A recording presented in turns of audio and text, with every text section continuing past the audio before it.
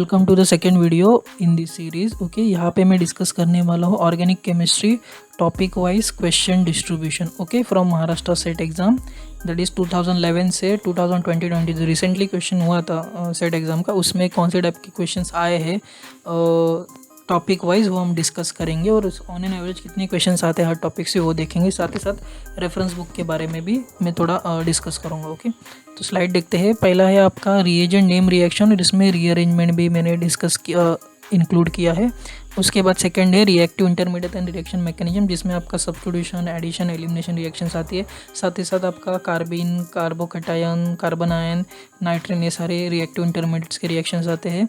Then आपका यहाँ पे स्पेक्ट्रोस्कोपी में IR है, NMR है और मास है, जनरली उसके ऊपर क्वेश्चंस आते हैं। देन पेरीसाइक्लिक, जिसमें सिग्माट्रोपिक और डिल्सल्डर रिएक्शन, इलेक्ट्रोसाइक्लिक रिएक्शंस इंक्लूड होती है। Okay, this is second, this is third, this is fourth. GOC, IUPAC और एरोमेटिसिटी के ऊपर हर बार जनरली इसके ऊपर हर एक बार एक क्वेश्चन मिनिमम होता है। आईयूपैक के ऊपर एक क्वेश्चन होता है, GOC के ऊपर क्वेश्चन होता है। एरोमेटिसिटी को मैंने यहाँ पे क्लब क्यों किया, जनरली जो GOC के क्वेश्चन होते हैं वहाँ पे एरोमेटिसिटी कभी कभार यूज़ करते हैं। जो एरोमेटिसिटी मीन्स डायपोल मोमेंट के क्वेश्चन, कहाँ पे डायपोल मोमेंट ज़्यादा होगा, तो एरोमेटिसिटी के बेसिस पे आप उसको सॉल्व कर सकते हैं। इसके लिए मैंने यहाँ पे इसको इंक्लूड किया है। देन फोटो केमिस्ट्री आता है आपका, Norrish type 1, Norrish type 2, Paterno Buchi reaction. Then आपका अलग अलग टाइप के और थोड़े रिएक्शंस होते हैं फोटो केमिस्ट्री में, वो भी यहाँ पे इंक्लूड है। देन हेट्रोसाइक्लिक केमिस्ट्री है, जहाँ पे आपका पायरोल रिलेटेड या फिर फ्यूरन के रिलेटेड रिएक्शंस होते हैं। देन यहाँ पे इंपॉर्टेंट है आपका stereochemistry, conformation analysis, RNS nomenclature, isomerism. Okay, then आपका नेचुरल प्रोडक्ट में जहाँ पे कार्बोहाइड्रेट, बायो ऑर्गेनिक केमिस्ट्री के बारे में डिस्कस किया गया है। तो अगर आप देखें सबसे ज़्यादा वेटेज अगर देखा जाए तो ज़्यादातर ऑन एवरेज 10 क्वेश्चन आपको इस टॉपिक से मिलेंगे, reagents, name reaction and rearrangement. Okay, यहाँ पे बस मैंने यहाँ पे इंक्लूड किया 2011 में, यहाँ पे स्टार मार्क है बिकॉज मेरे पास करंटली अभी उसका पेपर 3 नहीं था, थोड़ा ओल्ड क्वेश्चन पेपर है इसके लिए। Okay, I only got paper part 2, that is paper 2 only. इसके लिए यहाँ पे क्वेश्चन थोड़े कम दिख रहे हैं, but generally rearrangement, name reaction और रिएजेंट्स की ज़्यादातर उसका वेटेज होता है ऑर्गेनिक में। उसके बाद इसका भी वेटेज है, रिएक्टिव इंटरमीडिएट। देन स्पेक्ट्रोस्कोपी से ऑन एन एवरेज 2 से 3 क्वेश्चंस आते हैं यहाँ से। पेरीसाइक्लिक में आपके 2 से 3 क्वेश्चंस होंगे। एरोमेटिसिटी से आपके ऊपर ऑन एन एवरेज 2 से 3 क्वेश्चंस मिलते हैं। फोटो केमिस्ट्री के ऊपर आपको 1 या 2 क्वेश्चन मिलेगा। हेट्रोसाइक्लिक 1 या 2 रहता है क्वेश्चन।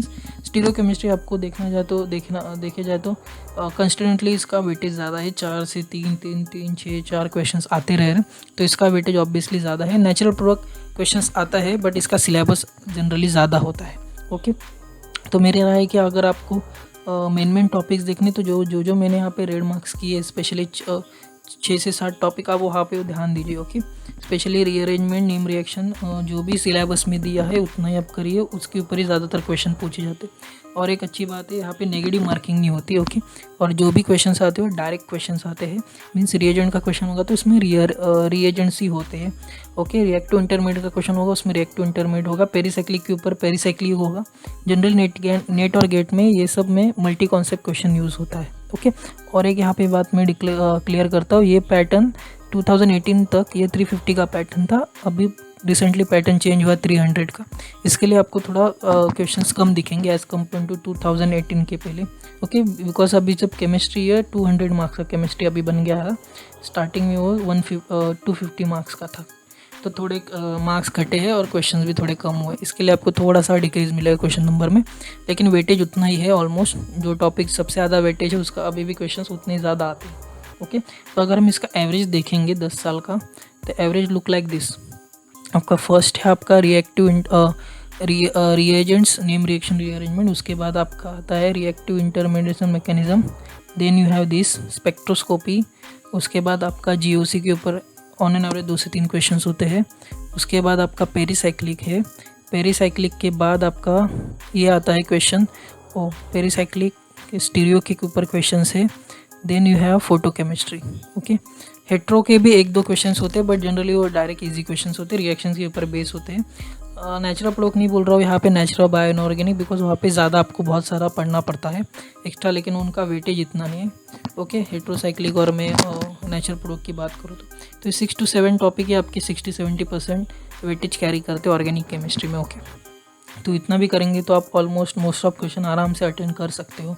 ओके, लेकिन इनका भी जो कंटेंट होगा जब पढ़ने बैठोगे सिलेबस में, बहुत इलेबोरेट करके दिया है सेट के सिलेबस में।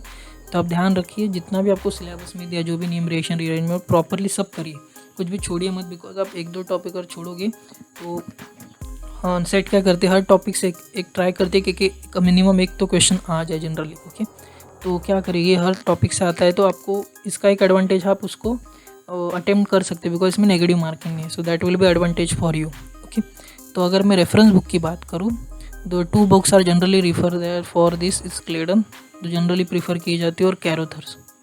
ओके, और दोनों बुक से number of time questions copy paste होते हैं, मीन्स कॉपी करके डायरेक्टली उठा के बुक से यहाँ पे पूछे जाते हैं क्वेश्चंस। ओके, तो आप, मेरी राय कि आप पढ़िए प्रॉपरली इनको सिलेबस वाइज, और क्या उसमें दिया आप पढ़िए। अगर आपको थोड़ा और प्रैक्टिस करना है तो you can go for this modern organic synthesis by Zweifel and Nantz, बहुत ही अच्छी बुक है। इन तीनों का रिव्यू मैंने अपने चैनल में डाला है, बुक रिव्यू की सीरीज़, उसमें मैंने तीनों का भी रिव्यू किया है, कौन से चैप्टर नेट और गेट के लिए पढ़ने, कौन से एग्जाम के लिए पढ़ने। मैंने सेट के बारे में डिस्कस नहीं किया है, बट जो भी नेट और गेट के लिए इंपॉर्टेंट है जनरली वही सेट के लिए भी उतना ही लागू होगा, या फिर हम बोल सकते हैं उतना ही एप्लीकेबल है। ओके, अगर आपको फोटो केमिस्ट्री पढ़नी है, जनरली फोटो केमिस्ट्री इनके बुक्स में नहीं है, जनरली कैरोथर इसमें नहीं मिलेगा आपको, most of rearrangement, reaction mechanism, spectroscopy part मिलेगा, सिंथेसिस वाला पार्ट मिलेगा। फोटो केमिस्ट्री और पेरीसाइक्लिक थोड़ा आपको मीन्स थोड़ा इजी लैंग्वेज में पढ़ना है तो आप जगदम्बा सिम प्रीफर कर सकते हैं, या फिर पाविया है आपका स्पेक्ट्रोस्कोपी के लिए। अगर आपको स्टीरियो केमिस्ट्री पढ़ना है स्पेशली, तो इसके लिए नोन बुक है आपकी नासीपुरी, आपको रिफ़र कर सकते हो।